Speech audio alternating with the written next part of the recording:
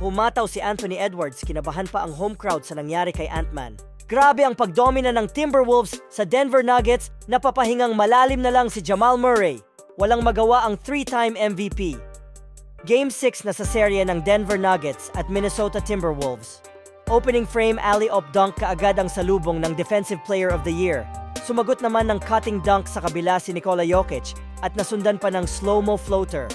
Maganda ang simula ng Nuggets kung saan nakapagtala sila ng 9-2 run, courtesy by Nikola Jokic at Michael Porter Jr. Pero biglang uminit opensa ng Timberwolves. Napako sa 9 points ang score ng defending champions. Nagpaulan ng slam dunk ang Timberwolves at nag-MVP mode na kaagad si Anthony Edwards na nakapagtala ng 9 straight points. Pumalo na sa 13 points ang lead ng home team. 3-minute mark pa nakasagot ang Nuggets mula sa free throw jumper ni Nikola Jokic, pero may sagot na naman ang anak ni Jordan. Napahang time pa. Did in games 1 and 2 and throughout the season. Edwards storms in and uses. Grabe ang pagdomina ng Timberwolves dito sa first quarter. 14 points lang ang nagawa ng Nuggets.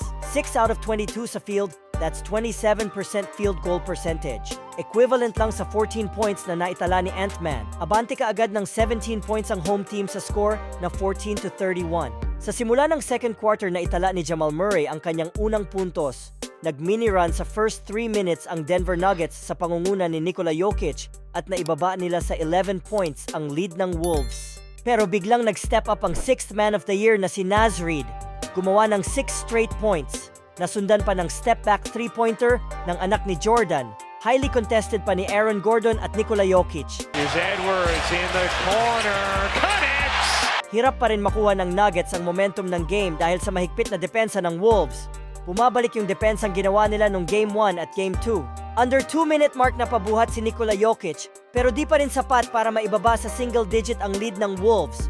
Kulang sa tulong ng kanyang teammate ang 3-time MVP, 0 points pa so far ang kanilang bench players. Abante na ng 19 points ang Minnesota Timberwolves sa pagtatapos ng first half. Nang maipasok ni Jaden McDaniels ang buzzer-beater second chance follow-through jumper. Score 40-59 halftime. Meron ng 19 points si Ant-Man at 16 points naman si Joker.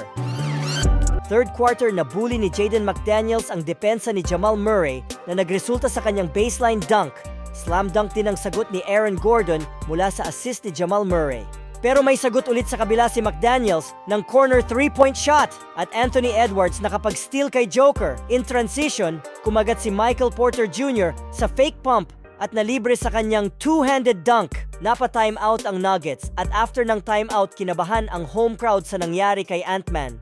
Hindi maganda ang pagkakabagsak matagal bago nakabangon ng Wolves superstar. Napadasal pa ang isang fan sa nangyari, pati si Nikola Jokic hindi mapigilang mag-alala kay Ant-Man. Well, good news naman dahil nakapaglaro pa rin at mukhang wala namang malubhang injury. Nagtuloy-tuloy ang paghataw ng Timberwolves.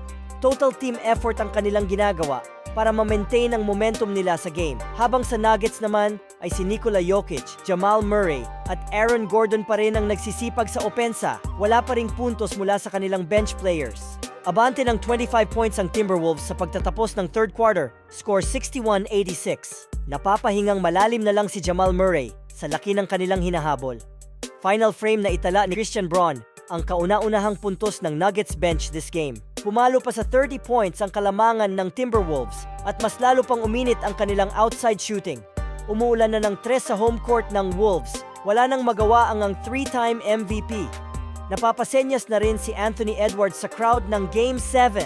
Magang tinanggap ng defending champions ang pagkatalo ng nilabas na ni Coach Malone ang kanyang starting 5. Under 9-minute mark, nilabas na rin ang starting 5 ng Wolves. Puro bench players na lang ang tumapos sa natitirang minuto ng final frame. Hindi na naibaba ng Nuggets ang 30-plus points na lead ng Wolves. Sa huli, ay nakuha ng Wolves ang panalo at may Game 7 pa ang series. Final score 115-70. Maraming salamat sa panonood mga idol. Paki-like ang video at subscribe for more updates.